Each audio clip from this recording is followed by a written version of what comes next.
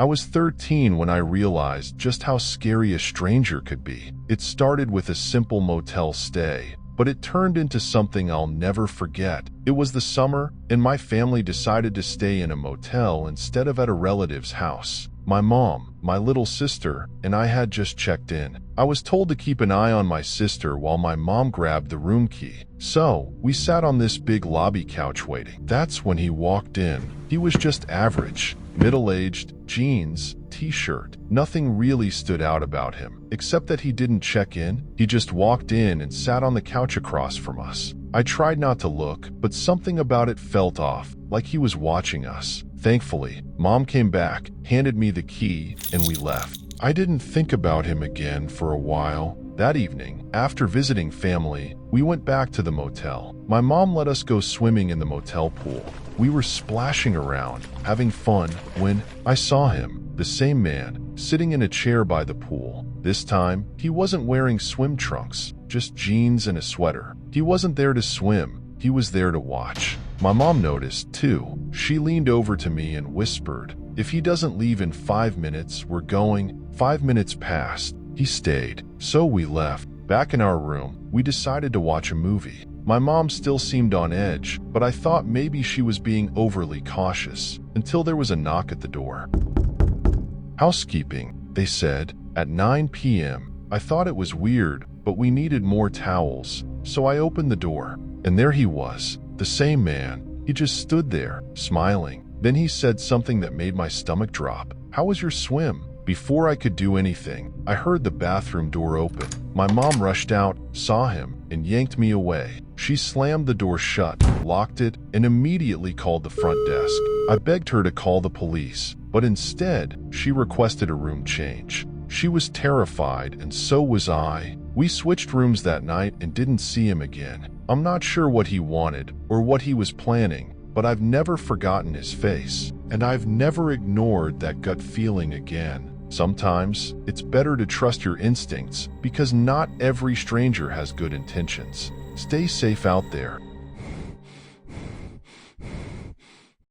Back when I was in high school, I used to take odd jobs around town to save up for a car. One summer, I got a gig as a night cleaner at this old, run-down motel just off the highway. It wasn't glamorous, but the pay was decent, and I got to work alone, which I liked. My job was simple: clean the lobby, tidy up the rooms after late checkouts, and take out the trash. It was routine, until one night, everything changed. It was late, probably around 2 a.m. Most of the guests were asleep, and the place was dead silent. Normally, you'd hear the hum of the vending machines in the hallway or the faint creak of the building settling, but that night, it felt too quiet. The kind of quiet that makes your skin crawl. I was finishing up in the lobby when I noticed something strange. One of the room keys was missing from the board behind the front desk. Room 209. It wasn't supposed to be. As far as I knew, that room was empty. The guest had checked out earlier that day, and I hadn't yet cleaned it. I thought maybe my boss had rented it out late without telling me, but when I checked the system, there was no record of anyone checking in. That should have been my cue to leave it alone. But something about that missing key didn't sit right with me. Against my better judgment, I decided to check it out. As I made my way down the dimly lit hallway, I felt this strange, cold draft coming from somewhere, even though it was the middle of summer and the air conditioning was off. The closer I got to room 209, the stronger the feeling of dread became. My heart was pounding as I reached the door. It was cracked open, just slightly, and I could see a faint flicker of light coming from inside. I should have called my boss or even the cops, but back then, I was a dumb teenager with too much curiosity for my own good. So, instead of walking away, I pushed the door open and stepped inside. The room was dark except for the faint glow of an old lamp on the nightstand. The air felt heavy, almost suffocating, and the first thing I noticed was the smell, like burnt wood and something metallic. Something wrong. My eyes scanned the room, and that's when I saw it. A pile of ash in the middle of the carpet, surrounded by a circle of salt. Inside the circle were objects, photos, scraps of clothing, and what looked like bones. My stomach turned. Then I noticed the walls. They were covered in writing. At first, I thought it was just graffiti, but as I got closer, I realized it had been carved directly into the paint, jagged and uneven, like someone had done it with their bare hands. The The words made no sense, things like "and don't look," but the longer I stared, the more unsettled I felt. That's when I heard it, a faint shuffling sound coming from the bathroom. My throat went dry. "Hello?" I called out, my voice barely above a whisper. No answer. I stepped closer to the bathroom door, my hand shaking as I reached for the knob. The door swung open on its own. Inside, the mirror was completely shattered, and the sink was full of black, sludgy water. But what really made my blood run cold was the message written on the bathroom wall, scrawled in what looked like ash or soot. "Leave now." I backed out of the bathroom, my heart racing. That's when I saw it, a shadow moving across the room, except it wasn't cast by me. It moved too quickly, darting from one corner of the room to the other. I spun around, my eyes scanning for the source, but there was nothing there. Just that flickering lamp and the salt circle on the floor. I didn't wait to find out more. I bolted out of the room, slamming the door behind me, and ran straight to the front desk. I grabbed the phone to call my boss, but before I could dial, I heard something that made my blood turn to ice. The door to room 209 creaked open. I turned slowly, and from the end of the hallway, I could see it. The door, wide open, light spilling out into the corridor. I swear I saw a figure standing in the doorway, just for a moment, before the light flickered and went out completely. The next thing I knew, the door slammed shut with a force that shook the entire hallway. I didn't stick around after that. I threw my keys on the desk and walked out of that motel, not caring if I got fired. My boss tried calling me the next day, but I didn't answer. I couldn't bring myself to go back. For weeks, I tried to make sense of what happened. I even looked up the history of the motel, but all I found were vague stories about accidents and disappearances that had happened over the years. Some people claimed the place was haunted, but no one seemed to know the full story. To this day, I still don't know what I saw in room 209. The ash, the writing, the shadow, it all felt like something out of a nightmare. I've thought about going back just to see if I could figure it out. Every time I get close to the idea, I feel that same cold dread wash over me. Some things are better left a mystery. I was on a long road trip for work, driving down this seemingly endless highway in the middle of nowhere. My destination? A cheap little motel I'd booked last minute, the kind of place you wouldn't even notice unless you were specifically looking for it. It wasn't in a town, just right off the highway, surrounded by miles of nothingness.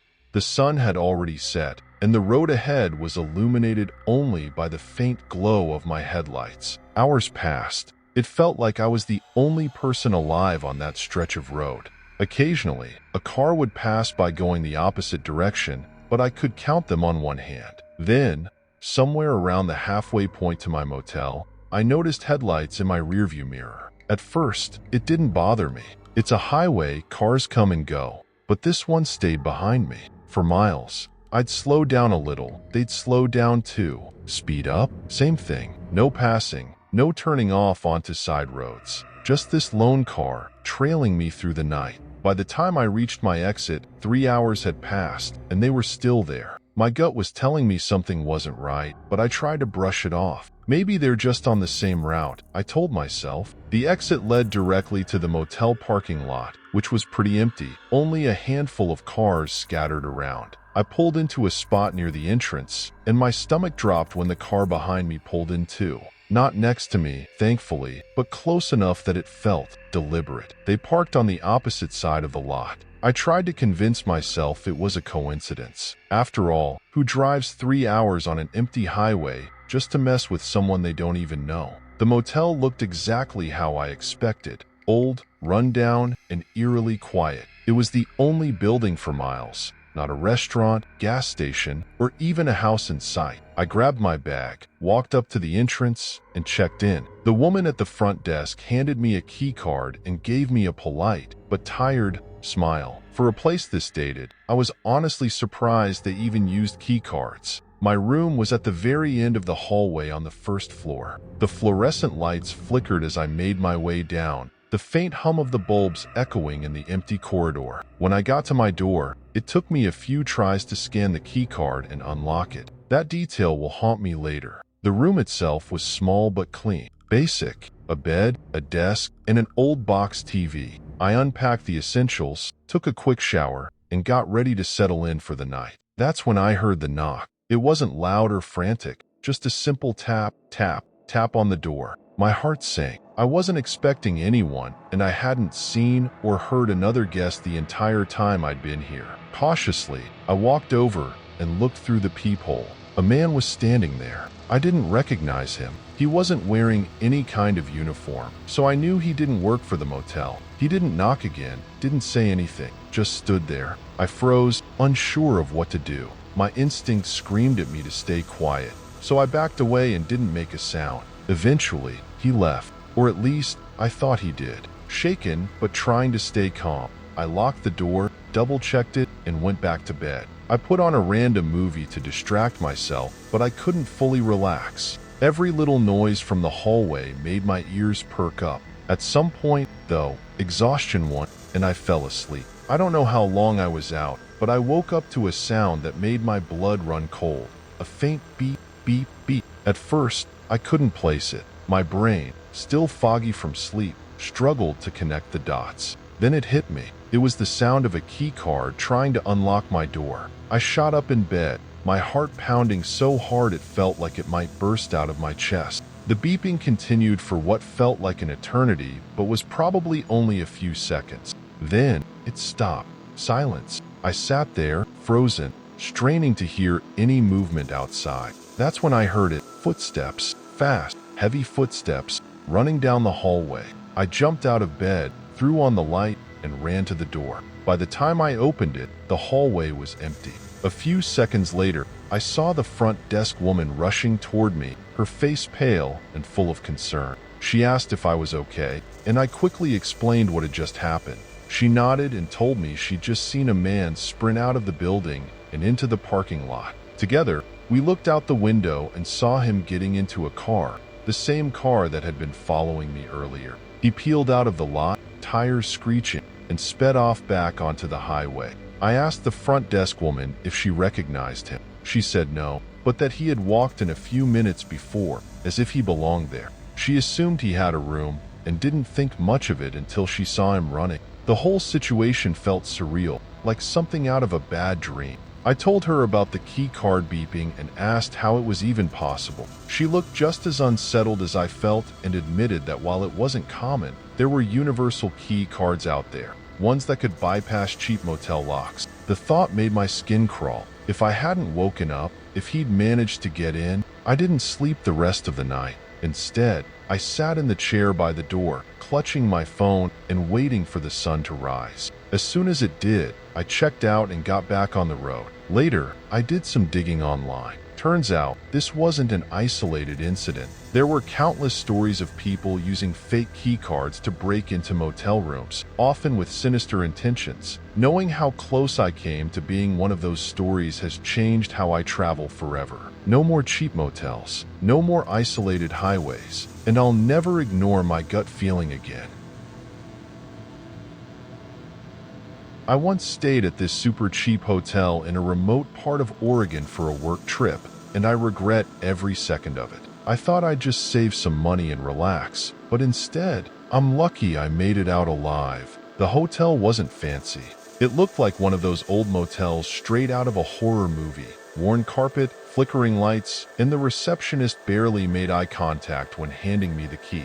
I was exhausted from the drive and just needed to crash. My room was right at the end of the hallway, you know, the kind of spot where no one else would hear you scream. I threw my bag on the bed and noticed something weird. The room smelled faintly of bleach, like someone had just cleaned it. Whatever, I brushed it off. I ordered some food, showered, and got into bed to catch up on emails. But when I checked my phone, I realized something creepy. The hotel Wi-Fi had a name. I'm watching you. I thought it was a joke, a sick prank. But the uneasy feeling wouldn't leave me. That's when I heard the faint sound of footsteps outside my door. Slow, deliberate. I froze. Someone stopped right outside my room. They didn't knock. I peered through the peephole, but no one was there. I locked the door's deadbolt, put a chair under the handle, and tried to calm myself down. An hour passed. I was watching Netflix to distract myself when suddenly, thud, something hit the window. I jumped. My room was on the second floor. There was no balcony, no fire escape, just a window. I slowly opened the curtain and saw nothing, just darkness. And then tap, tap, tap. I swear I saw a shadow move across the parking lot, heading toward the back of the building. I tried to tell myself it was a stray animal or my imagination, but deep down, I knew I wasn't alone. I checked the windows locked tight. I double-checked the door, secure. But that didn't explain the next part. Around 3 a.m., I woke up to a faint, rhythmic noise coming from inside the room, like breathing. I shot up and flipped on the light. Nothing. I opened the closet, empty. Checked under the bed, nothing. I even looked inside the bathroom. Everything seemed normal until I turned back toward the bed. There was a piece of paper sitting on my pillow. It wasn't there before. I felt my stomach drop. Someone had been inside my room. I grabbed my keys, ran out, and didn't stop until I reached my car. I didn't even check out. I just left, sprinting through the lobby with the lights flickering above me. I drove to the nearest gas station to catch my breath. When I called the hotel to tell them what happened, the receptionist calmly said, "Oh, you were in room 203? No one should have put you there." Confused, I asked why, and she whispered, "We don't rent out that room anymore." To this day, I don't know who or what was in that room with me. I still wonder, was I imagining it, or was someone really watching me? What would you have done in my place?